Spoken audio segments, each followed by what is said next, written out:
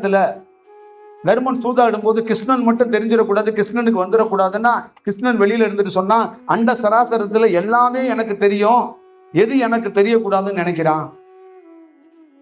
அதே மாதிரிதான் உங்க வாழ்க்கையில பூஜை செய்யும் போது கடவுள் பார்க்கிறாருங்கிறீங்க.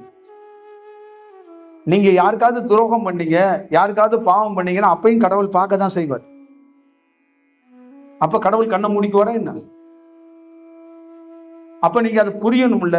அப்ப எனி டைம் நம்மள ஒரு பிரபஞ்சம் பேர் சக்தி வாட்ச் பண்ணுது. அப்ப நாம எப்படி இருக்கணும், அப்ப எப்படி நடந்துக்கணும் அப்படிங்கிறத நீங்க பார்க்கணும். நம்ம இந்த உலகத்திலே மூன்றாவது கண்ணுங்கிறது நம்மளுடைய நெற்றி பொட்டில் இருக்கிறது மட்டும் கிடையாது.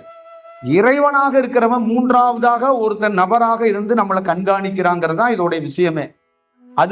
அது உருவமா இருக்கா, அது உருவம் இல்லாம இருக்காங்கிறதெல்லாம் முக்கியம் இல்லை, அது நம்மளை கண்காணிக்குது அப்படிங்கிறது தான் ரொம்ப முக்கியமானது.